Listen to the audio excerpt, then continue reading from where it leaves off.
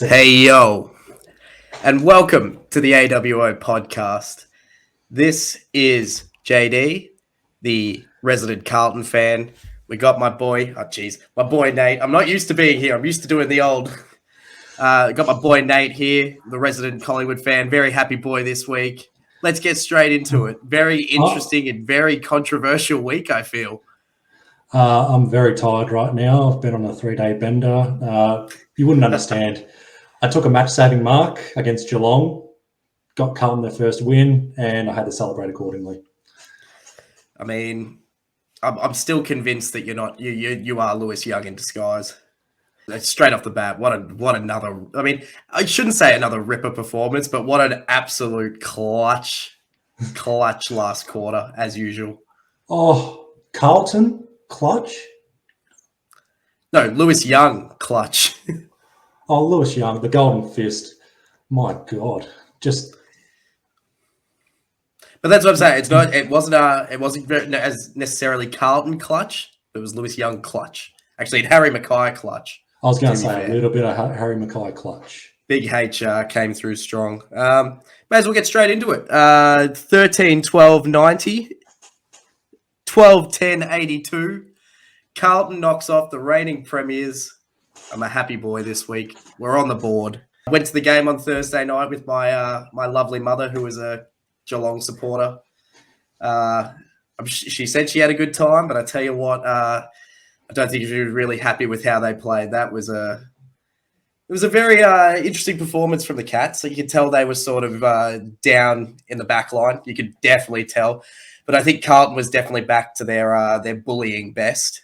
I think we finally, as I sort of said last week with the Richmond draw, it didn't feel like we turned up to play. Well, I can tell you now, we definitely turned up to play on Thursday night.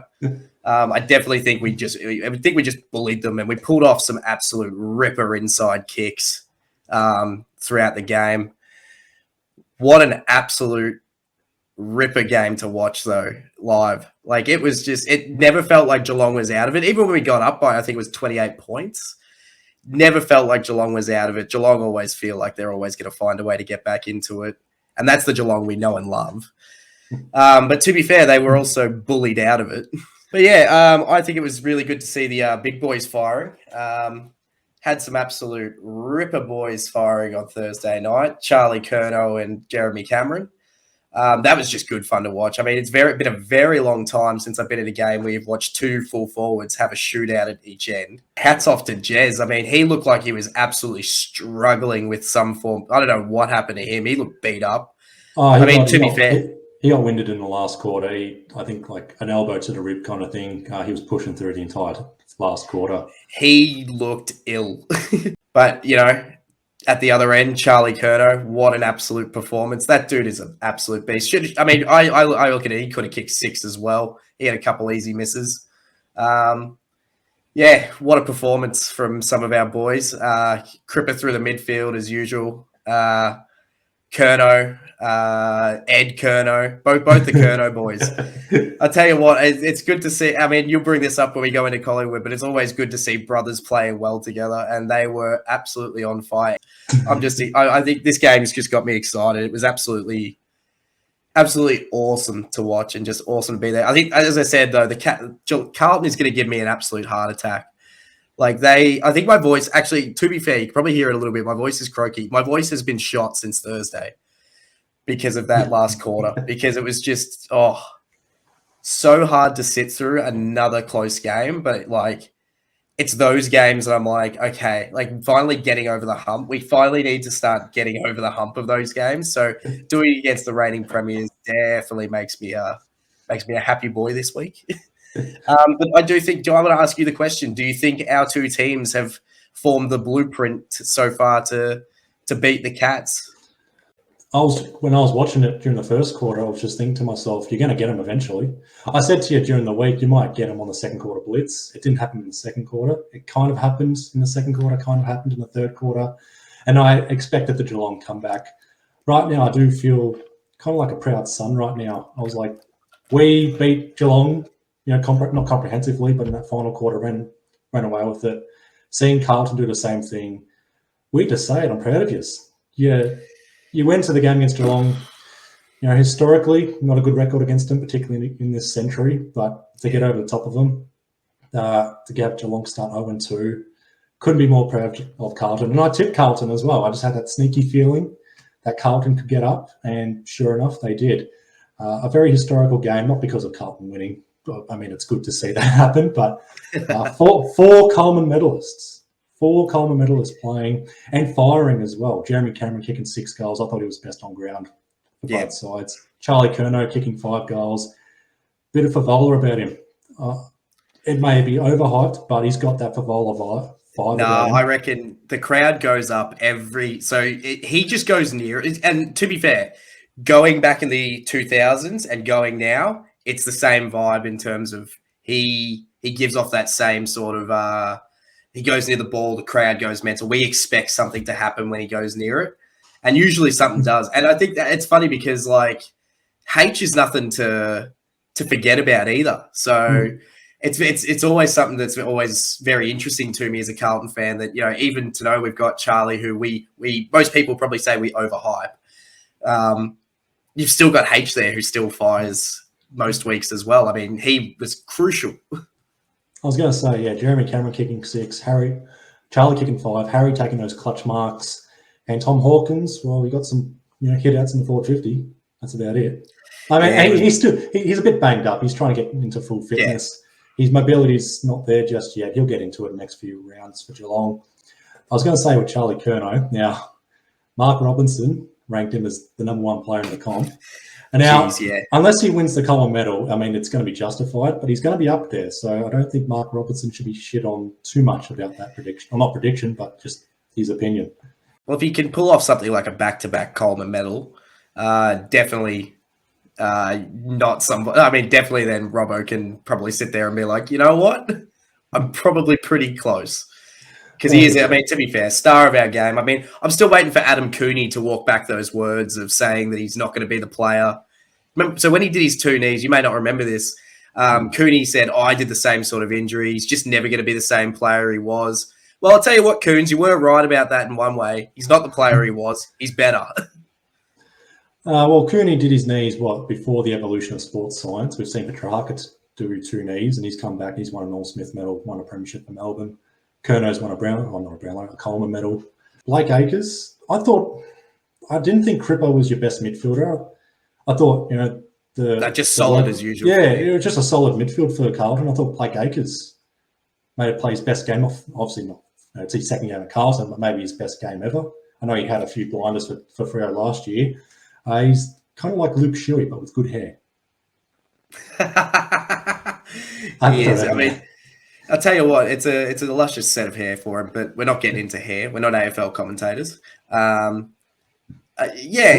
Blake has definitely showed a lot. Like one thing I have criticised for the Carlton members, and anybody who listens from the Carlton members, I tell you what, I'm calling you out because I'm sick of and I'm sure this happens at every club, but all I heard on Thursday night, even to know he was killing it, people were going off at him every 2 seconds. And I'm like, what is he, the new whipping boy? What is he, the new ploughman?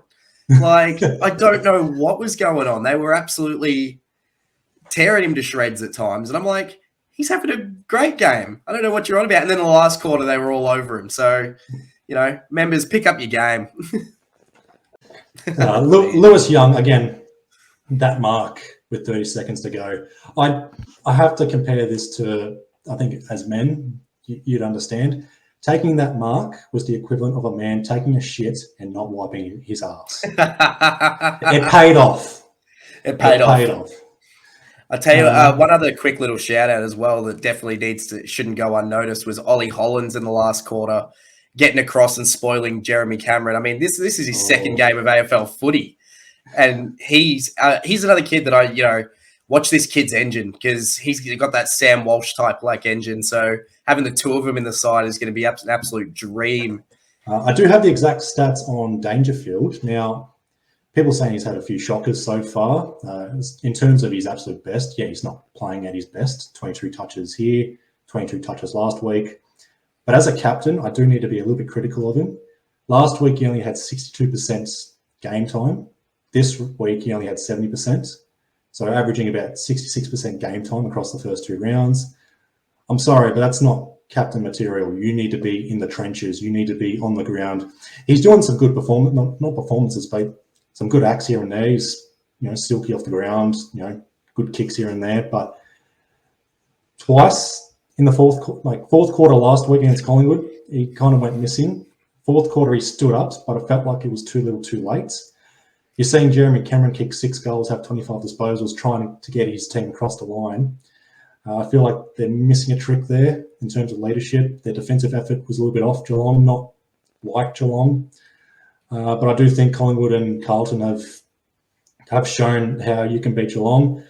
It's weird to say this now, but they do look a little bit too old and too slow. And it's happened now. It's funny because that's the one comment you sort of did hear a lot from Geelong supporters at the game was, my favourite one that I heard was, everyone was just a year off. Like they recognise it. If they lost the grand final last year, I think the psyche would have just been shot. I reckon that they would have been 0-2 now with the worst defeats. Geelong, first time being 0-2 since 2015, and last time that happened, they missed finals. I can only hope. Last time a premier or reigning premiers went 0-2 was 2009, which was Hawthorn, and the last time Carlton defeated a reigning premier was 2010. And to do it against Geelong, just even better. I think it was a good game overall. I think Carlton are showing why they've been put on prime time. I mean, a draw and then a very close game against Geelong. It doesn't hurt at all. Speaking of games that are, got a little bit closer than they should have, Lions v D's. Hey.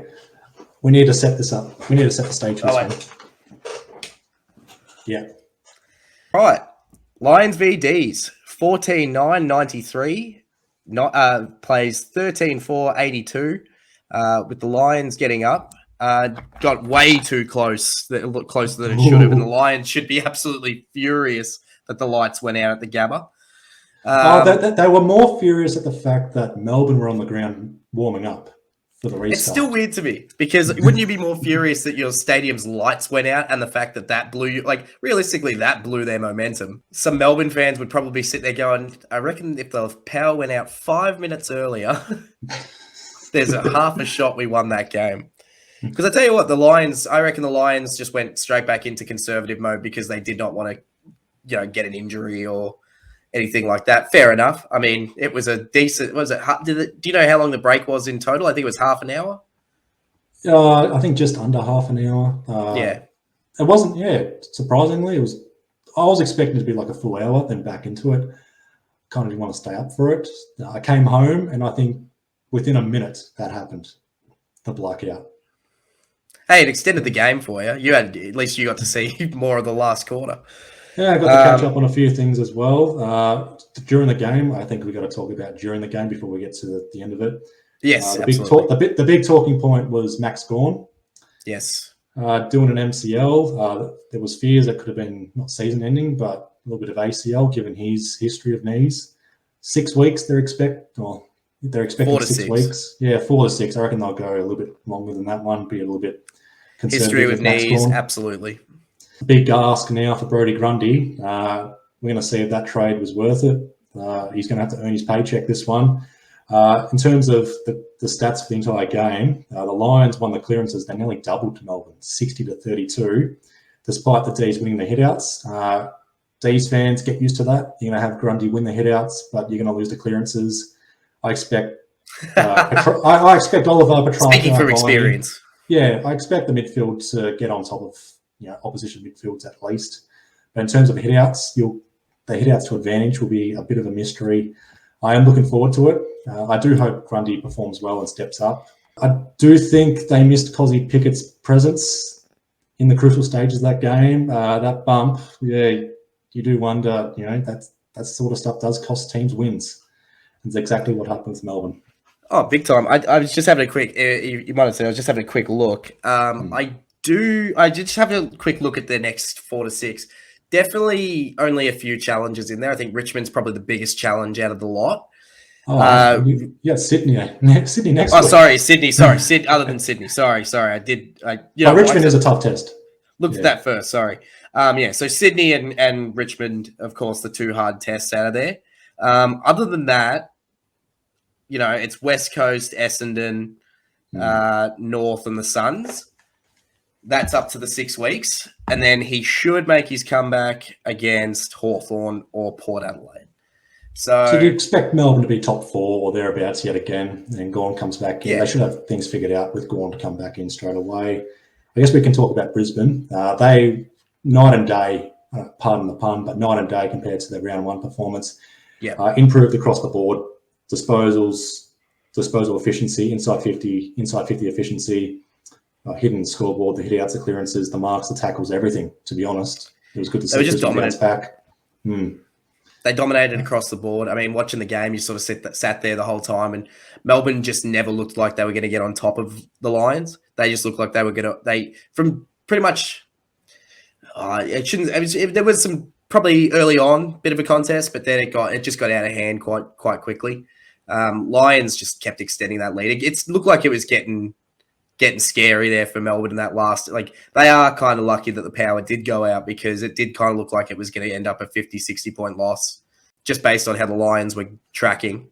They didn't look like they were going to slow down. I mean, look at some of the players that were playing well. Dunkley, Ashcroft. I mean, what a game by Ashcroft. I mean, that kid is already proven why they've invested they're going to invest so heavily in him over the future. So I think that the Lions are pretty much just set themselves up for the next 5 to 10 anyway by bringing in a lot of these kids. Yeah, exactly. So Lions should be thereabouts as well this year. No worries with Melbourne really. I think they. After coming back after the power outage, I think they proved what sort of side they are. Even if Lions did stop, they just showed, if you let us get on top of you, we're gonna run amok. So, and they did. They absolutely Clayton Oliver and all that sort of just took over in that last 12-minute period. So, nothing really to worry about with Melbourne. I think it was just a bit of a lapse game for them. I think losing Gawn early threw their structure into absolute chaos. So. And especially because they've been so used to playing 2 ruckmen for so long with their Jackson and Gawn combo. So now that it's Grundy and Gawn, I think one thing I was sort of curious about, I mean, you've sort of touched on it, so you sort of know more of the statistics of Grundy. It's just interesting to me that is that something he does all the time, like taps it but loses the clearance? They lose the clearance anyway. Yeah, the hit outs to advantage. They're not non-existent, but yeah, it's pretty low for Grundy. Will Ashcroft, 31 disposals, 9 clearances and a goal. He was very smart across half-back as well with the rebound 50s. I think he'll get the Rising Star nomination, to the chagrin of Saints fans, but 31 disposals and a goal in a winning performance, you can't deny that, unfortunately. I saw Cam Rayner off the half-back flank at times. I do think he's a little bit wasted across half-back. He reads the play well, but I think it's a Chris Fagan thing where he's like, well, if everyone else is putting their star players across half-back, we'll do it with Cam Rayner. They've got a star-studded forward line, Brisbane, so fair enough, you want Rayner playing more midfield, maybe more defensively. I do think Rayner's more suited for half-forward. I think he can kick a few goals here and there. He's one of those players that can get 20 disposals and 4 goals a game kind of thing. I don't think should be getting 20, 25 disposals roaming off half-back. I think he's a little bit better than that. Yeah. Absolutely. It's like you I think you touched on it beautifully there. Like, it does kind of feel like a decision that has been forced by, other players, like a Rioli's a perfect example. Like, Rioli's been thrown there. We'll throw our star player back there as well, and we'll see what happens. It doesn't always pay off. And like you said, I do think he's a little bit wasted, but I just want to see him more in the midfield, but it's how hard is it to crack into that Lions midfield as well? I mean, that's the thing. When you're stacked in so many things, that's when he's got to find a way to go to that next level and go to the level above and, try and go past some of these players, which he probably will in a few years. I still have faith in someone like Rayner, but again, it does look like he's a little bit wasted. Lights back on? Well, I was actually going to say, speaking of power outages, the power was out all day all morning. Oh, I should say what do you call it, afternoon on Saturday. I'll do a short summary in terms of Ken Hinkley and some of his quotes during the week. So Ken Hinkley, when discussing Nick Dacos, this is what he had to say. If he's a halfback flanker, he will have to pick up a half forward flanker. And Nick doesn't do that very much. That was before the game against Collingwood. After the game, Ken Hinkley says, Nick Dacos won. That's it. That's all you have to know about. Yeah, just conceded, straight up. As you mentioned, Collingwood winning by 71 points, plus 57 in contested possessions. They also won the tackles as well. I love a team that wins the possessions and the tackles. That just shows you one-way domination. The Dacos brothers combining for 58 disposals and 4 goals. Can we just say the best brotherly duo in the game and perhaps the best chemistry amongst any two players in the competition? I know you've got your Kernos, but... the Kerno boys, I mean, no, let's be honest. The Dacos boys are head and shoulders a level above any brother. Are they the... Okay, here we go. Are they the best brother duo ever? Probably not yet, but they're heading there. They got to win premierships first. Well, they got to pass people like, the Djakoviches. Well, they didn't really play with each other. Yeah, but they... I mean, I guess I'm talking more brother duos just in general. Okay. But yeah, I guess, if you're talking about in the same team, there's probably getting close to being the best duo ever to be. Like you said, they get themselves a flag. I'll pretty much put them in that category already. They're freaks. They make make each other better. They make the whole team better. They do. They drag everyone to their level. Like it's amazing how professional they both are.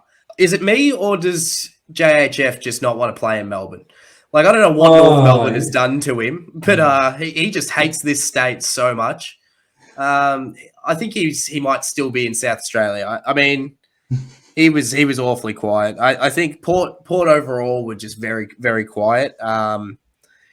Not too much more to touch on with them in terms of, like, I'm not really worried. I do think they're a bit of a tease though still.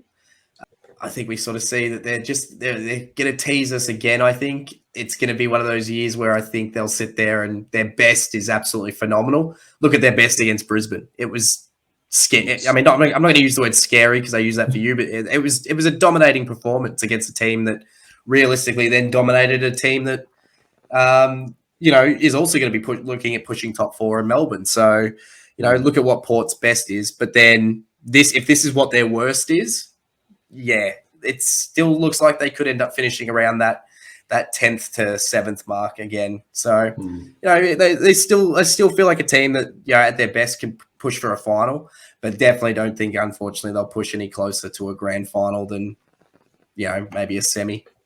Collingwood fans booing JHF. North fans, you're welcome. I don't know why we're booing JHF. I don't know what he's done to us. I think it's because it was Nick Dacos against JHF. That's why. I don't know. I think that was a little weird. I don't know why. I think it's that whole weird thing that we were talking about of like, he has no respect from many clubs. So, and that includes just fans in general. So I wonder if it is just going to bleed into the games against him. Like let's be honest, the boos he's going to receive against North are going to be so like. I'll tell you what, there could only be 15,000 North fans there, and it'll probably still feel like it's shaking the building. Like, they hate him. But understandable. Absolute, like I said, absolute dominant win from the Pies. Like, what more do you say? Last week it was the bump. This week it'll be the sling tackle. Firstly, Ryan Burton. He sling tackle on Jamie Elliott. Could land him a week. I don't think it's going to be 2 weeks or anything like that. Well, no. So here it is. I've got it. This is what popped up. That's why I said this is interesting for me. The scoop. So what is it? The scoop is, I mean, it's just announced. Port Adelaide's Ryan Burton has copped a 2-week ban for his sling tackle on Collingwood's Jamie Elliott. That is got to be the match review panel making a statement. I don't think that's 2 weeks. So I guess I'll go into. I'll go into it in the next game. The other one. Before we get into the next game, I do have a few remaining comments. I have to say this as a Collingwood supporter in regards to Port Adelaide. Next week they've got the prison bars. A few things I want to touch on. I know you as a Collingwood supporter, you're going to be like, "What the fuck?" Mate, two clubs care about this. I know. I just want to say this. I have a dream grand final. I want Port Adelaide to finish on top. I want them to make the grand final, and I want them to wear the Prison Bar jerseys, and I want them to face Collingwood in their home jumper. I want to see Port Adelaide in their Prison Bar jumpers against Collingwood in their home jumpers in a grand final. Why? So that's how you earn premierships. I just don't care. I think you will care, because I do want to finish this on a positive note in regards to Port Adelaide. I prepared a song for them. What? I prepared a song. I'm not afraid to play it. Oh, the uke. The Ute. The Duke with the uke. The Duke. I was going to say, give him the old uke duke. Now, I am wearing a glove, so this might be a little bit tricky. Oh, this is gonna be I'll awesome. test it out. Here we go. I'm so happy. Just let me know if you can hear this. Can you hear that? Yeah, it's pretty good. A little bit closer might be. All right, let's try. Oh, this might be a little bit more difficult. That's good. Better? All right, here we go. I'm going to fuck this up, but Port Adelaide, this is for you. Prison bar wankers. Prison bar wankers. Prison bar wankers. Prison bar wankers. Prison bar wankers. All I can think of is bus wankers. It's just so funny to me because I think it was listening to Jimmy Bartell and Eddie Maguire talk about the prison bar stuff, and I was just it's so like every other club is just like, oh, who cares? No one cares. You seriously rock up to the MCG, you lose by 71 points. You want to wear the prison bar jumpers with that effort? Ooh, come on there. Speaking of no effort in the last quarter, Adelaide. Just no effort in general, besides the third quarter. But that's the premiership quarter, and they haven't won a premiership in how many years? Yeah, Adelaide absolutely, blew it realistically with their comeback. Got close, no cigar. 10-16, 76, plays 17-6, 108, Richmond's way. Unlucky, Adelaide. You are. What do you mean by unlucky? No, I was going to say close, but no cigar, mate. They tried their best, but Richmond were too good. Richmond just ran away with it. I'll tell you what, it's good to see Richmond trying things. I think that them bringing in different players, putting them in different positions. I don't know. I'm enjoying some of the things they're doing. I think bringing in Samson Ryan already looks like a good move. Oh, I tell you what, Hopper joined the party on the weekend, better. didn't he? Much better. Definitely joined the party. Proved me. I never said that I was unconvinced on him, but he definitely showed up to play and not finally, but he's now joined Taranto on that level of okay, here we go. Now we get to just enjoy the best of you. You already look settled into the team. That's what we want to see. I thought he had done a knee in the fourth, though. That was I saw that as well. I thought that was it. Yeah, that was scary because he came up, but then comes back on and then just keeps playing a dominant performance. So well done to Hopper. I get it. Bit of a close call for Richmond. I think a little bit closer than they would have wanted it to get to. But still, ran away with it in the end. So nothing to fault them on. 4 points. They're on that weird 6 point. Like for the whole year, us and Richmond are going to be on that weird trajectory on the way up. We can only really compare ourselves to each other now. Going to be fun climbing the ladder together with Richmond throughout this 2023 season. The entire way. Do you play them again though? Or? I don't think we do. So it's just going to be fun to watch us climb. I mean, it could be wrong, but yeah, it's going to be fun to watch us climb up. Because there's only one other team unless there's another draw. There's only one other team we can compare to. Your boy, Ben Miller, dropped. I was disappointed in Richmond for that one. Clearly, need to stick with him. He's somebody of their future. What are you doing, Richmond? You're lucky I'm not on the Arrow this week, or I'll tell you what, I would have given him what's for. But you need someone that has 12 disposals a game, a few wonky kicks here and there, and Ben Miller's your guy, and you drop him for who? Exactly right. To be fair, though, well, I shouldn't say to be fair. Big news coming out of this game, I think, was the Nathan Broad sling tackle. Yeah. It was brutal on On a Patrick boy Parnell. too. It was absolutely brutal. Poor Patrick Parnell was out as soon as he hit the ground. I do kind of agree with those things where there's no need for like there was no need to dump him straight onto his head. Yeah. And it is on that duty of care of the player, I reckon. And to be fair, what do we got? It is sent straight to the tribunal. So we're looking probably at three weeks. At least 3. Yeah, so Nathan Broad, have fun on your 3-week holiday. Unfortunately for Parnell, he was subbed out of the game in the first quarter. And he did not look a well boy. Him trying to walk off was stumbling all over the place. So well wishes to him. Hope he's doing well and hope he gets himself back up in a few weeks. I don't want to see him playing next week. That's the one thing I'm starting to like. Who was it today? I think Sam Collins played today. And nah, I'm not about that. Even those hits, the ones that he copped last week, players have got to start looking at missing a week for that sort of stuff. I know it sounds pretty harsh to be like littler head knocks need to miss a week, but I think one like Sam Collins, he definitely needed to miss a week after that, that sort of brutal hit. There's no way you haven't got some form of, concussion from that. So, it's like I said, well wishes to Paddy Parnell, and hopefully he's back out sooner rather than later, but it's not too soon. I was going to say humble pie, but I'm eating a bit of crow in regards to some of these Richmond players. Taranto and Hopper, the smoke screens. Taranto, best midfielder for Richmond against Adelaide. Hopper stepping up as well. Without those two, I think Adelaide win the game. Yeah, I think a little bit of and it's funny because, a few of those were, I sort of said the same thing. I thought it might take a little bit longer for them both to get themselves cemented into the team. I always think that it takes a little bit to get yourself into a team. Sometimes players absolutely hit the ground running. Taranto is a perfect example. He's hit the ground running and he's just slotted in perfectly. Yeah. Hopper, I genuinely, after the first week, I'm a little concerned that he's going to take a little bit longer. I thought he might take, the 5, 6, 7, 8 rounds that it takes to really cement yourself in.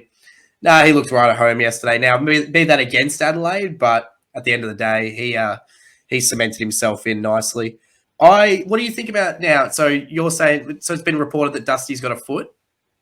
I think it was a hamstring. So he was subbed off when Hopper had that knee concern. So it was a bit weird to see Dusty just get subbed off. So he's going to be tested.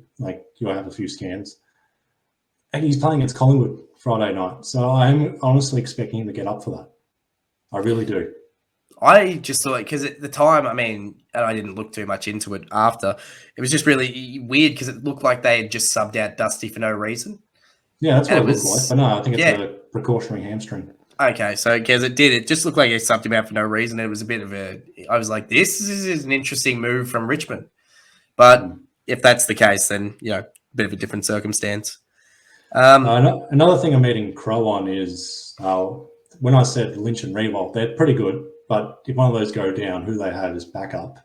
But Richmond do have it with Samson Ryan. Started off as a ruckman, or drafted as a ruckman, and he's kicking 3 goals down forward as a tall timber. I'm looking forward to seeing how he performs against Collingwood next week. Could be the point of difference. Better defense. I will say, though, better defense in terms of Collingwood's defense compared to Adelaide's. So it will be a very interesting. He's going to be tested, that's for sure. Let's hope not another repeat of his first game. So, to be fair, I think they've done well. I think he's an absolute future star. I think he's going to slot nicely into their forward line for years to come. They've got to start finding these kids. So persist. They've got to persist. That's the big thing, I think, with some of these kids. They've got to start persisting. Richmond do, yeah. You got Noah Cumberland playing BFL so far. Given his late season form last year, I would have thought he'd start round 1, unless he's coming off any injury concerns or fitness. You got to start these kids. You got to get the games into them. You got to make sure, it's not a rebuild, but it's something where if you do bottom out, you're still in the top 6, top 8 range, and you don't want these current players to go down with injury or form. You don't have anything as backup. That's my. I think them not being afraid to drop some of their senior players for more not rookie players but younger players is something that if they show a bit more of doing that this year, I think a lot of us would be pleased with their progression. I reckon it helps their progression over the next few years if they start to do those sorts of calls. You don't need Rewald in for 24 rounds this year. You don't need Cochin in for 24 rounds this year. I think it's finally start just, and like I said, I still think it was a great performance by them. I think it was only, like you said, that 1 quarter lull for them, really. Nothing really to worry about. Richmond, I think they'll be thereabouts again this year. Not sure if they'll push for a flag, but again, we'll wait and see. Adelaide are a team I don't think have gotten much right over the last few years. I don't back in some of the decisions they've made. So, yeah, very interesting club to watch go through the rebuild. But speaking of clubs that might need to go through a rebuild, my transitions are on point. You're learning well, mate. You are learning well. Dogs. I do want to take over on this one, though. Yep, so 5-11-41 plays 14-8-92 St Kilda's way. Right, knock, knock. Oh, shit. Okay, who's there? Owen. Oh, God. Owen who? Owen the Saints. Oh, you threw me. What do you mean I threw you? St Kilda won. No, I thought you were going to 0-2. Like, I was going to say, the Dogs 0-2. Did they win last week? It's a bit early for the Owen jokes with the Dogs or anyone that's 0-2. St Kilda's defensive coach is Corey Enright versus the Dogs forward line coach, Matt Spanger. I know, I just want to write that down because Corey Enright's underrated. I wouldn't be surprised the next few years he becomes a senior coach. Yeah, but who doesn't love Matt Spanger? I know, but Matt Spanger is a forward coach. That's not Matt Spanger though. I mean, that's a boy and a half. That's someone who's definitely. I mean, premiership wing. That's one. He's there. He's waiting. He's clawing at it. He's eligible. And I swear to God, if he's your fucking pick tonight, I swear to God. But if you want to watch defensive efforts and just be proud of it, then St Kilda's your team. Their forward 50 entry, St Kilda. I'm starting off negative for the Saints, though. It's not at the best, but they work so hard defensively. Find me one contest where the Dogs outnumbered the Saints in their forward line. You're not going to find it. You couldn't find it. The Saints work so hard defensively. Mateus Filippo. I'm going to say it right now. After two rounds, there's going to be teams thinking to themselves, why the hell did we not pick this guy up? Pick 10, kick 3 goals here. He's going to be a star. Look at the spoils, isn't he? He's definitely looking mighty good. I've got him. It's funny. I know we weren't going to say, look at my notes, but Filippo, I've got him written down because it's just something that you have to bring up. This kid's looking awesome straight off the bat. Handles pressure well. Mateus Filippo does. Did you say that now you told me this last night. Did you say he started every quarters, like the first 3 quarters with a goal? Yeah, he kicked the first goal of the first quarter, first goal of the second quarter, first goal of the third quarter. The goal in the third quarter was pretty good because the Dogs were coming back.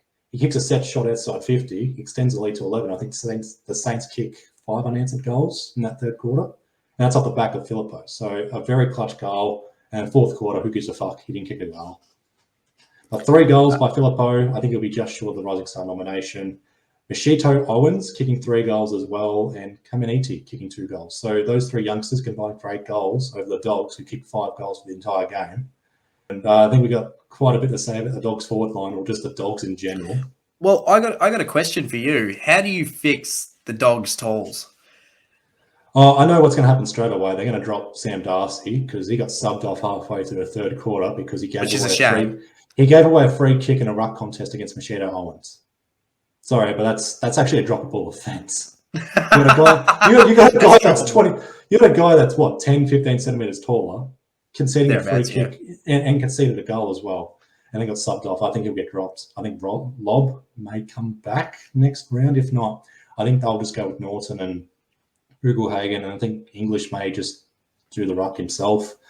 It's not just the forward line, all their tools. I think there is concerns in the midfield. I really do. It's still a star-studded midfield with Bonds, McRae, Libba, and Bailey Smith. And Bailey Smith, I feel, has a bit of downhill scare about him at the moment. Yeah, Bailey's an interesting one. I want to ask you what you do. You think we've seen the best of Adam Treloar? Well, he didn't play. He didn't play. But I just mean in general. I'm also had this question for you in general. Do you think we've seen the best of Adam Treloar? As a Collingwood fan who realistically, you saw some ripper stuff from him. Are the Dogs going to get much more out of that lemon? They'll get a little bit more, not the whole lemon, unfortunately. Half a lemon. Half a lemon. half a we lemon. love a half a lemon on the AWO podcast. I don't want to say Treloar at a fourth club though. Really don't. Of course not. I mean, I'd love to have him back. That would be the perfect reunion, but I don't want to see him at a fourth club. I do think Treloar will unfortunately be there at the Dogs towards the end of his career, whether in a bit of a rebuild or whether they're bottoming out. But that midfield, Bont, McRae, Libba, Smith, and then Treloar comes back in. He's now play off the half-back flank. Besides that, who else do they have? Vandermeer provides speed, but there's no midfield depth. And I think that's another point of concern for the Dogs. And we said last week... They had it, and they've thrown it away. Dunkley and Hunter were there. Yeah. Were two others that went through that midfield. The problem they had was they had so many players that could go through the midfield that they wanted in their best 22. I was just saying they make them play other positions, and they wouldn't find ways to fit them into their midfield properly. Their midfield has been dominant for years, but it's just, they just can't they couldn't find a way to squeeze them all in. They've gotten rid of Dunkley and Hunter, and now I think they're in a bit of trouble in terms of depth. Yeah, I'm a bit concerned about the Dogs. They got the Lions the Dogs have a 5-day break. They're still at home though against the Lions. I think it'll be their best performance. They will bounce back, but I don't think it'll be enough to win. Maybe a close game up until the fourth quarter, then the Lions will run away with it. Dogs really need to work both ways because it's catching up to them, their fitness. And I think Dogs fans are starting to become a little bit restless at this stage. Sometimes the Dogs start off 0-2 and then they bounce back during the year. But I think this time around, it's not looking as good. I think the call we made at the start of the year with Dogs being our big sliders, I think all of us had them sliding. I think we're pretty. I mean, and this will be at our peril, but I think the Dogs will slide even further this year. I don't think they've got much worked out. I think they've got a lot to work out, and I don't know if they'll be able to do it. Unfortunately, the Saints. I do want to touch on the Saints. We've got to give the Saints credit. You do. It's not good watching. It's a Ross Lyon performance. It's Ross Lyon special, but. Meso made a good comment about how a lot of Saints players have peaked. I think with Ross Lyon players or a team under Ross Lyon, you don't need players to peak. He's got the youngsters that are going to continue growing and growing and growing. They're going to be the future Lenny Hayes, Montagna, Rewaltz, Goddard's kind of players in the next few years. The ones that we can say have peaked, or those players that we don't know much about, they're going to play a role for Ross Lyon. They're going to play a role for St Kilda. They're going to work so hard defensively. They may not be good with the ball, but they're going to work twice as hard defensively to make up for any mistakes they cause. One credit of Ross Lyon you have to give is he's always been good at getting the best out of role players. So he's very good at getting the best out of his. I always say your bottom five players are crucial in any top 22. Because realistically, at bottom, I should say best 23 now because of subs and stuff. But your bottom 5 players are so crucial because they make it so you need to. If those players are firing and they're playing their role and they're playing their part and basically keeping their spot in the team and being solid, let's be honest, you're going to go far because you're going to find ways to get yourself even further and further. It's how you get wins. Let's be honest. When a player plays a role, somebody playing just a simple role as taking out a small forward, messing around with structures and things like that. I think that's something that Ross has always been very good at. But yeah, as you sort of said, it is very ugly, but he does it well. So another good win for the Saints. But they just keep their 2023 rolling on, which, again, I don't think there's much expectations on them this year either. So, because new coach. So, yeah, I think that freedom, they could be now, again, I don't know if this will ever would come true, but they could be the Collingwood of this year where they do sort of really have a big dominant year out of nowhere. The only bad news for St Kilda coming out of this game was Jack Steele. There was big an AC, injury. Saying about 8 weeks, give or take a month. So it could, they're saying a few weeks. I'm saying 8 to 12 weeks. No, not an AC, a clavicle. The same play with a broken clavicle, broken or fractured in that last quarter. Speaking of bad news, though, Fremantle.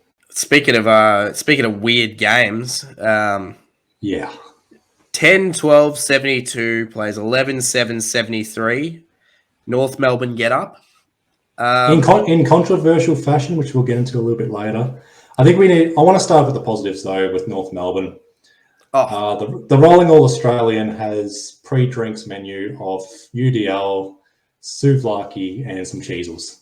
I had to throw that in there. LDU, 30 disposals, 11 clearances, 6 tackles, and what we thought was going to be a match-winning goal given before Freo's come back. Nick Larkey kicking 4 goals. He's kicked 10 goals straight for the season. Jeez, and you've got Sheasel with 30 disposals, 8 marks, and 6 tackles across half back. In my opinion, those 3 slot into my Rolling All Australian side right now. They're playing that good. Clarko's doing wonders for them. 2 wins already. They've matched their best from last year, which was a low bar to get above. But North Melbourne, they had to do their part. Statistically, they weren't great, but their effort was there, which is what we wanted from North Melbourne. Their pressure was through the roof. Pretty much what happened last year against Collingwood was their effort was there. They weren't using the ball well, but they somehow still lost to Collingwood. This time around, they didn't lose this sort of matchup. They defeated Freo by a point, and I think the talking point, though, is more on Fremantle. Do you want to go first with it? I think I'll touch on the rest because I think I'll point out some big names that really weren't trying in my eyes last night, and that was the biggest and most crucial. I think for them is Matty Taberner. Now, Matty Taberner got arrowed to fuck last week by Meso. But let's be honest, he actually needs a stint in the twos. Like, he got subbed out at, I think it was midway through the third for Michael Walters, who came on, and Sonny is a gem, is an absolute gem of a player. Like, Sonny came on and tried his hardest, and I think he ended up kicking 2 or 3 and was absolutely, he was crucial. He was the only thing, he was keeping Freo's forward line intact in that last quarter. So, Matty Taberner, that's a big, big one. I do think the 2 big boys need to work out what they're doing. So that's Sean Darcy and Luke Jackson. Yeah. They were getting in each other's way all night. So in 2 weeks, Luke Jackson has taken 1 mark. And I believe Sean Darcy has basically, he started in the forward line last night. It was very interesting to watch. I don't know whether they can play in a tandem. Of course they'll probably work it out, but it's early days. It is shaky because I at the moment don't want them in the same side, which is saying a lot when Freo's played a lot. Well, after watching it last night with how, the best way you look at it is you're not going to get the best out of either if they play the way they did last night. They were just in each other's way. And 2 big fellas getting in each other's way just doesn't work. Will Brodie, he was off last night.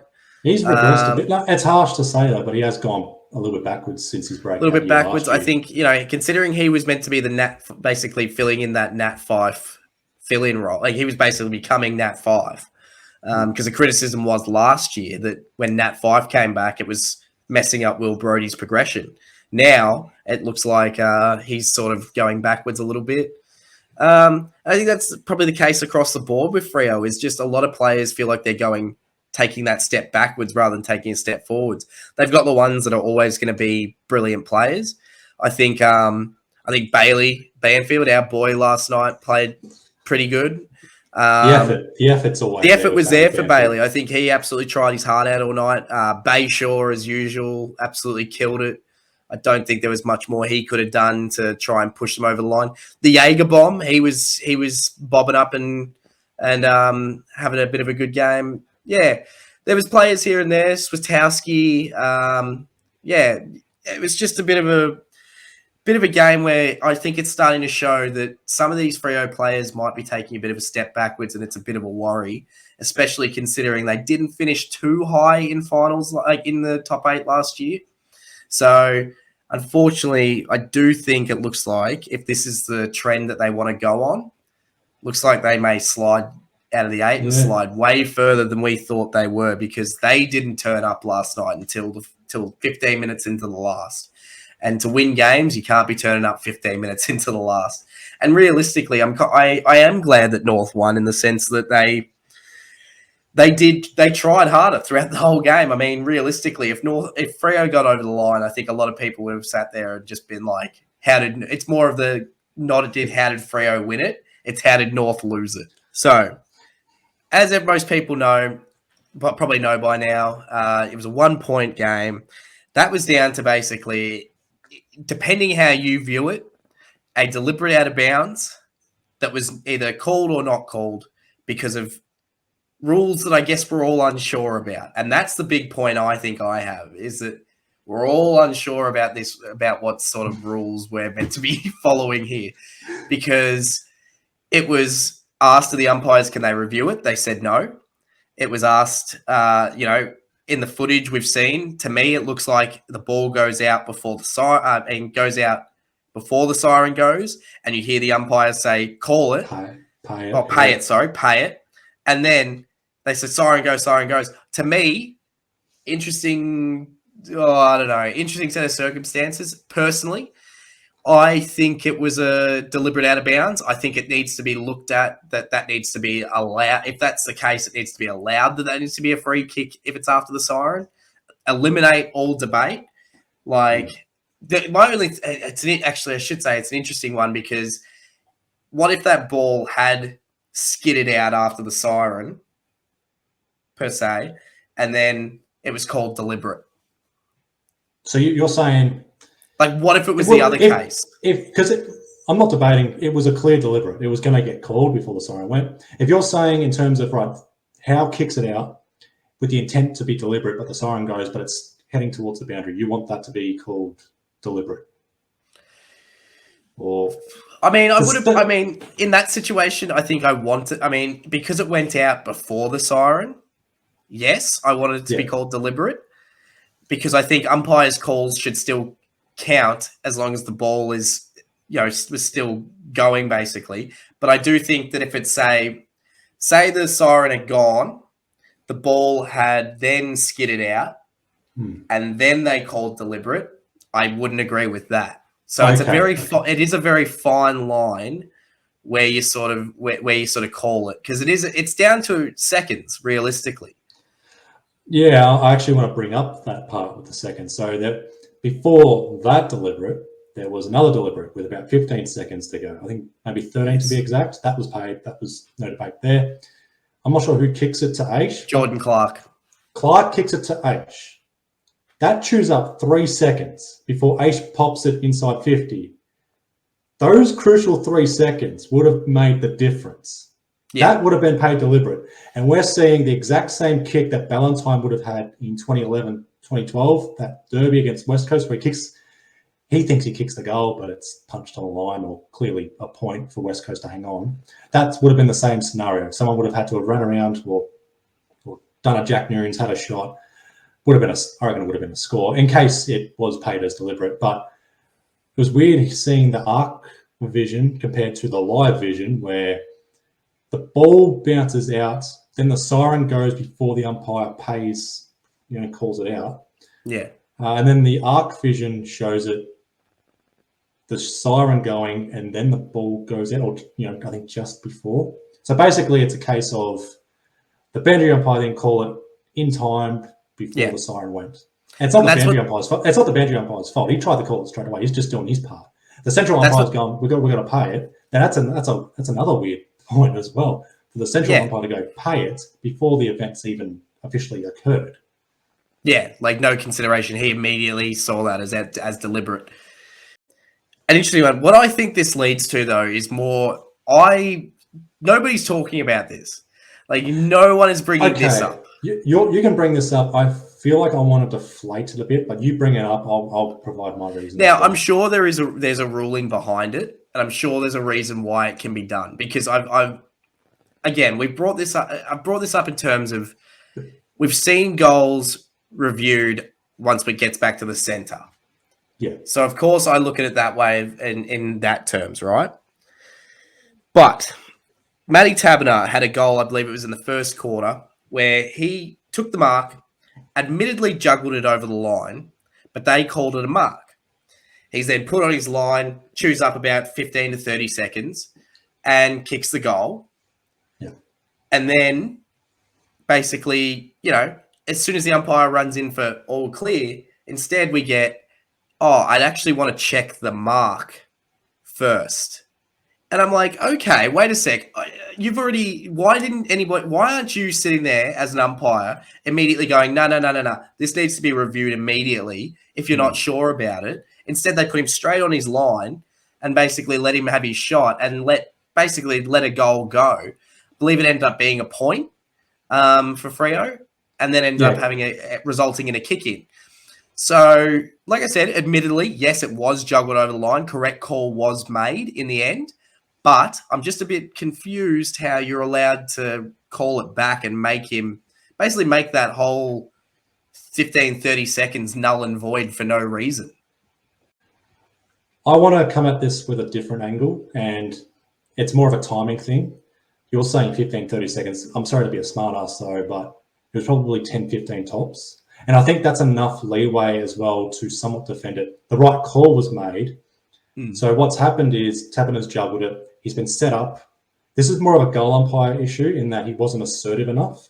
And Derm said it best on commentary. It's just the goal umpire just wasn't assertive enough. So Tapperner's pushed back. The umpire's paid it a mark. He hasn't really consulted with the boundary umpire or the goal umpire, which he should have done. Sets up Tapperner. Tapperner runs down, kicks the goal. The goal umpire doesn't signal a goal and then does whatever. The goal umpire is like, no, hang on, I want to look at this.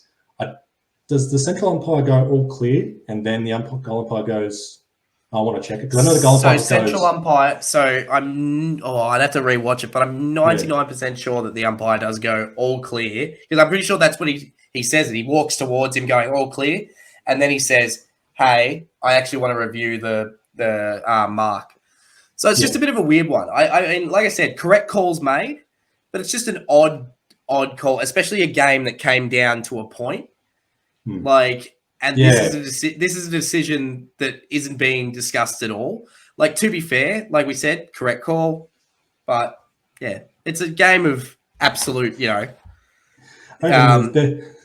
points. There's probably Richmond fans going, what about us in the elimination final with Tom Lynch?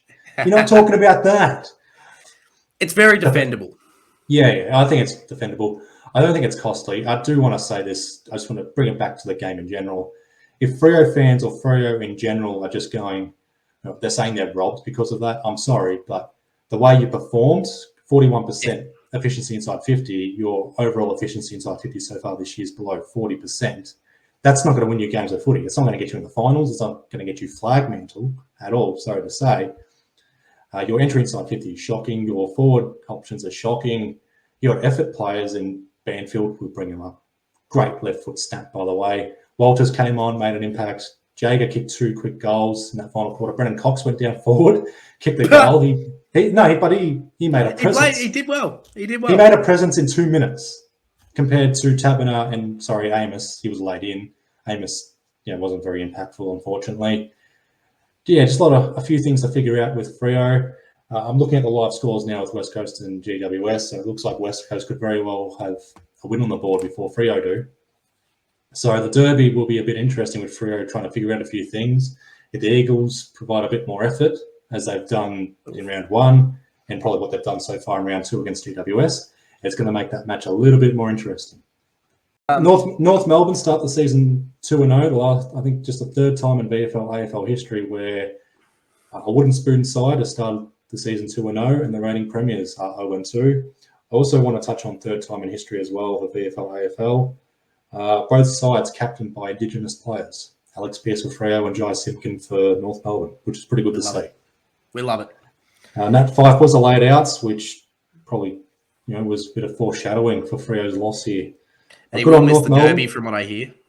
Oh, he's been ruled out already. And North Melbourne have Hawthorn next week in Tasmania. Good chance to go 3-0. Yeah, very good chance.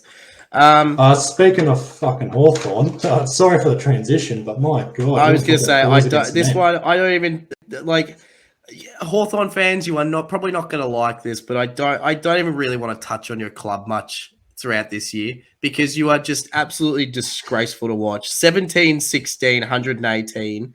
Plays 4 goals, 13, 37. 81 points. Sydney have avenged their grand final loss margin. This game is the game where it's boys versus men.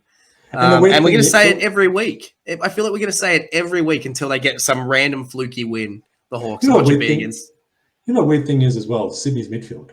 They're young. They're not exactly men. It was just good to see Sydney dominate. They're not really a dominating... They've got a strong core midfield. They're just not too dominating. They were easily dominating against Hawthorn. That's all I've got, though. I do want to bring up one quick thing, and I do want your opinion of it. Damien Barrett on Wednesday on Footy Classified brought up the fact that the Hawks are doing what they've done is a form of tanking.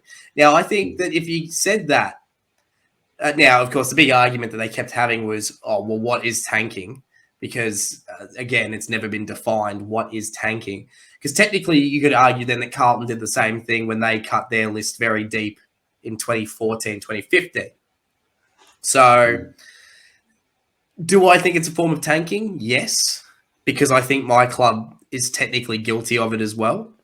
Because we went down the bottom for how many years? But again, doing that to your club, you sacrifice culture. Like, you sacrifice a lot of winning culture.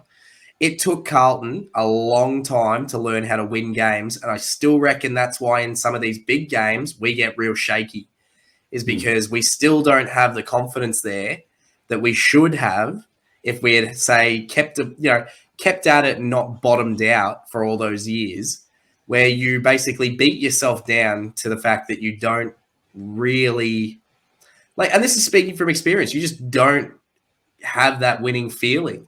Like, I don't know how many games I went to for years on end where I sat there and was just like, okay, I'm not expecting a win. Like, you never expected wins. When we got up in some games, we were just like, oh, this is a surprise. It was just a nice surprise for us. I think the only time I ever went expecting a win was when we played the Suns, and that's because they were down at the same time we were. I think it's a bit hard, how do I put it? It's going to be hard for them to come back from, is the best way I can put it. They're going to have to work and I could, again, gladly eat my words on these things, but I think it's going to take them a long time to even think about playing finals again, and then think about even, pushing for a flag, because they're just not the side that, they've cut themselves so deep that it's just not going to be the side that does anything for 5 years. When Clarko first came in at Hawthorn in 2005, you look at Hawthorn's 08 premiership, I think it's the blueprint of a rebuild. Bottom first year, close to finals second year, make finals third year, premiership fourth year, given, obviously Geelong being the dominating side they were. You can say Hawthorn were a bit lucky, well, not lucky, but fortunate to take Geelong on the day. I think they've gone the same route here with Hawthorn. They're going to have a 4 or 5 year plan to rebuild. I did say in, I think, pre-season predictions that Carl Lyon, after his 4th year, would be starting to play finals or pushing towards finals. He'd be more of a senior player around that time. I do think they've cut themselves too deep. I tipped Essendon to be the wooden spoon. I have my jokes about that one, but I thought Hawthorn could win a few sneaky games here and there, but after round 1 and given this game here as well, it's understandable why Hawthorn are tipped to be the wooden spoon side of 2023.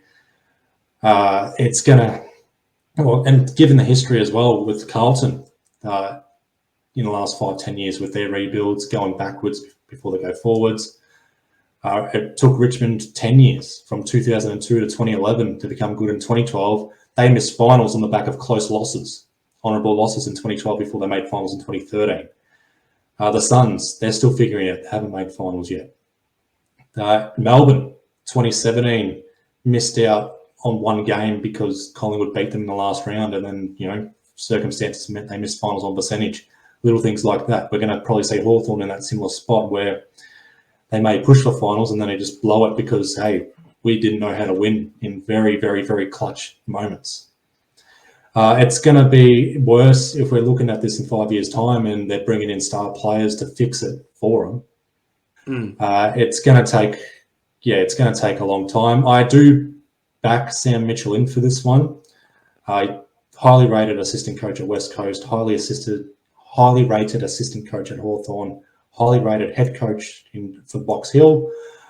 Give him a few years, give him a chance, but yeah, I think it has cut themselves a bit too deep. I may be going a bit early here for Hawthorn this year, but it's looking worse than North Melbourne at their worst, which was last year. I think it's got the potential to be 2 wins at best, maybe one win and worse 0. If you're an opposition fan and you lose to Hawthorn, you're going to be absolutely filthy. That happens. You're going to be gutted. You're going to be gutted. As far as Hawthorn goes, look, I'm going to say a few things and see if you can understand the drift I'm going along here.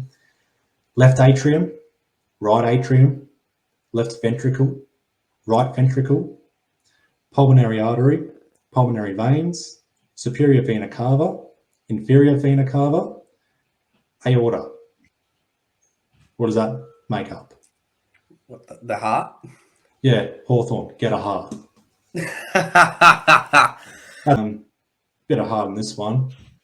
As far as game quality, it was a bit boring. Sorry, Essendon, but good win. The sort of win though that I'm not going to say set up a season, but the sort of win, grind out these wins because the Gold Coast Suns can play like this where they make you a little bit frustrated. No one's going to stand out. I don't think anyone for the Gold Coast Suns stood out too much. Duke Miller. I'd say Rao, I thought, sort of was fighting. Yeah, Rao with the clearances, Miller all round. Well, Took when he wasn't getting taken by setters. Yeah, well, setters had another blinder for Essendon. I have a good opinion on set. I think I have a good opinion on setters. I think finally we're going to see what he's made of. I think the problem he had at Carlton was the fact that he had so many balls that went in front of him that it was always going to be impossible. Then he was asked to play wing. It's not his natural position.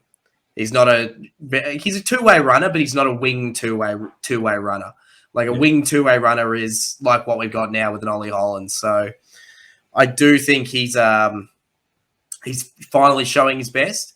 You got to remember he's a top 10 draft pick from back in the day. So, he's anything could be of him. But I do think when they took him off, Took absolutely ran amok. Took Miller, isn't he he's looking like a beast this year. He is huge. He wasn't a standout player, but it's Took Miller. He's always going to be on his game, but didn't do enough to get Gold Coast over the line here. Cole Langford kicking 5 goals. Career best for him. Bit of a whipping boy for Essendon, but for him to kick 5 goals. Gold Coast, what are you doing? I think the Suns blew it because I think they had they led for 60 minutes of the game. They had every shot to shut down the Bombers, but the Bombers just, like you said, ground out a nice win there. And they just roll on to the next week. I think they've got an easy draw to start the season, the Bombers. So from memory, they got the Saints next week. That's going to be interesting. Yeah. So I guess it was perceived as an easy draw, and then I guess the Saints have shown up and decided to actually start start the season off really well. Interesting first 6 rounds for the Dons, but so far so good. They got the Giants and they got Melbourne. So I guess it's not as easy as I thought. So I guess it was more those first three. They were probably more iron off that first month. Hawks, Suns, Saints, Giants. So all teams that missed the finals last year. So they were probably iron off that month to try and go 4-0. They have every possibility to still get over the top of St Kilda. I don't know if they do. I think it's going to be an interesting one. I think the defense of St Kilda probably gets them. But But yeah, I mean, like you sort of said, I think it was just they took control and they were steady and they just got themselves over the line. Not too much they had to do. It was, I'll just read the scores: 16-12, 108 to 11-14, 80. Over 100 points without Peter Wright, and then Sam Wiedemann was a laid out. So where are you going to get the goals from? Tell me if you're happy. Cole Langford, 5 goals out of nowhere. Yeah. All right, let's get into these segments, mate.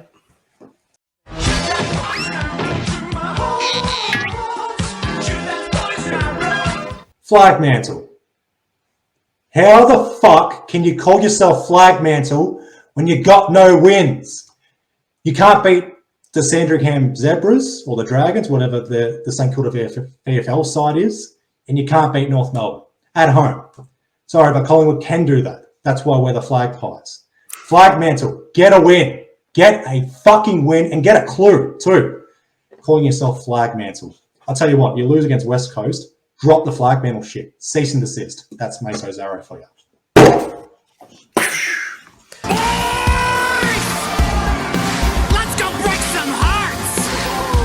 All right, so for the boys' club this week, unfortunately, Mason was unable to be here for the podcast today. So we picked the boy that we think that he hinted heavily that this was going to be his boy this week. Richmond, you've done it. 2 weeks in a row. You may have dropped my boy, but you brought in another one. Samson Ryan, well done, my boy. 6 disposals, 4 kicks, 2 handballs, 4 marks, 1 tackle, and all crucial, 3 goals. The point of difference. Now, with Samson Ryan, he was pick 40 in the 2020 draft, and he debuted in round 15 versus the Saints in 2021 with no touches. Now, to come out in your second game and kick 3 goals, well done, Samson Ryan. You have earned yourself an AWO boy nomination. No, I approve that one, 100%. And good on Richmond. 2 from 2. I will say right now, if Judson Clark is named for round 3, he's going straight in. Oh, hey, what if they name their Dow? I'm going to have to see how he goes, though. Well, it's true, but they do also have a Dow on the list. Don't forget. I know Thompson Dow, but if Judson Clark is playing, he's going straight in. I mean, I tell you what, give us what we want, Richmond, and we'll keep promoting you during this segment. You remember this, pal? You're a boy in a man's world. Now, for my pick for the Hall of Fame, the Stephenson Wary Hall of Fame, I'm going to give you just one hint. He's had 4 knee reconstructions. I'm going to go AJ, Alex Johnson. You'd be close, but unfortunately you are wrong. It is my boy, Daniel Menzel. Daniel Menzel has been nominated for the Stephenson Wary Hall of Fame. He was pick 17 in the 2009 draft and debuted in round 20 in 2010 in a 101-point win against the Dogs.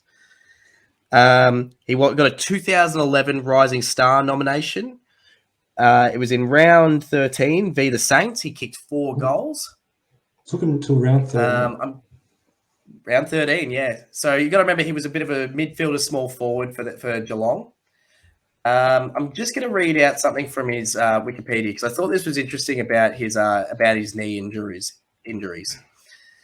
In the first round of finals in 2011, Menzel ruptured his anterior cruciate ligament in his right knee. He had a knee reconstruction and returned to VFL football in June 2012, but ruptured the ACL in his left knee in his return game, ruling him out for the rest of the season. He re-injured the knee in an off-season training in December 2012. He opted to undergo Lars reconstruction surgery, in which the natural ligament is augmented with a systematic ligament, so on and so forth. He returned to VFL football in April 2013, but re-injured the Lars reconstruction ligament in his second match, requiring another reconstruction, which ruled him out playing the entirety of 2013. Menzel is believed to be the first AFL footballer to undergo 4 knee reconstructions in his career. There is a please note with some West Coast players and Collingwood players. After 3 seasons, lost to knee reconstructions, Menzel returned in late 2015 and scored 4 goals against Collingwood. Junk goals, sorry to say, junk goals. We destroyed them that day. You did, but he was delisted. Basically, the 2016-17 season, he ended up playing about 16, 17 games and was dominant throughout that season, but ended up getting delisted at the end of that year anyway. So basically, Sydney had a free ride and got to pick up Daniel Menzel as a delisted free agent, but he only lasted 2 years and was delisted in 2019 and didn't really get much done at the Swans. So what I've got for him is 80 games, 143 goals, and 4 knee reconstructions. Daniel Menzel, you are the Stephenson Wary nomination of the week. So he's very unfortunate too. He would have played in that 2011 premiership. He is. I absolutely. That's probably why he became my boy so quickly back in the day. Was because when he missed that premiership, you just had to feel for him, and then when he kept doing these, you just wanted to see him get back. And when he did, it was such a good story. And then it was really weird to watch because he really, if you do go back and, I mean, I'm sure Geelong fans will be able to comment more on this. He had a really not dominant 2017 season, but a solid year that realistically warranted him getting at least another contract, and just didn't get it. It's cash time! Wow! All right, boys, to catch to watch. But this time, there's no match reviews. He did wrestle this week. Back to his old stomping grounds, DDT Pro Wrestling in Japan. Oh, amazing. For an event called DDT Judgment 2023 at Korakuen, or I can't pronounce it, Hall. It's the equivalent of Marvel Stadium in Japan. They've got the Tokyo Dome. They've got the Korakuen Hall. That's more of Marvel Stadium. Tokyo Dome is more the MCG. You're going to get roasted. If anyone who knows how to pronounce, because I'm not even going to bother. You're going to get roasted saying that now because it's Korakuen Hall, I think. It's a hall, all right? It's a hall. It's a hall. I know Stardom do their events there, so it's a pretty decent venue. Yeah. Takeshita wrestled against a guy by the name of Senjiro Takechi, or Takagi. I am butchering these surnames. I don't care. Whatever. But Takeshita, death, taxes, and winning wrestling matches. 13 minutes, 17 seconds. Takeshita with the win. This event went for 5 hours, so good to see Takeshita wrestling this event. Next week, Takeshita will be in a tag team match with Samurai Del Zol, formerly known as Callisto, the guy that was doing the Cradle the Balls taunt every time. Yeah, good old Callisto. Yeah, we'll see if Takeshita gets up in this one. If he takes also in DDT? I think DDT, because Samurai Del Sol also wrestled that event. If Takeshita loses and takes the pinfall, I'll be pissed. I just need him back in my life on TV each week. So there's also that. I'm sick of watching him on YouTube. I'm not. I'm happy anywhere he goes. Anywhere he goes, but I mean, I'm just like, please push that boy, make him world champ already. Please hurry the fuck up. But that is Takeshita watch. Well, we wrap up a bit of an odd. I reckon it's probably one of the oddest rounds we've had in a very long time, just purely off of the two weird things that happened with the Freo game, where people aren't going to shut up about this all week. And I think the funny thing being that the power went out at Gabba Stadium. They really need to work that stadium out. If this is going to be a regular occurrence, because you got to remember this happened during the Big Bash, we need to seriously look at the Gabba, and they've got the Olympics coming up. That as well, yes. Imagine that 100-meter sprint, lights go out midway through. The pole vault. Oh, someone's stuck. We are the AW Journeyman. I'm JD. I'm Lewis Young. This is Nate. You're Lewis Young / Nate. And we'll see you as usual next week. Where's the theme song?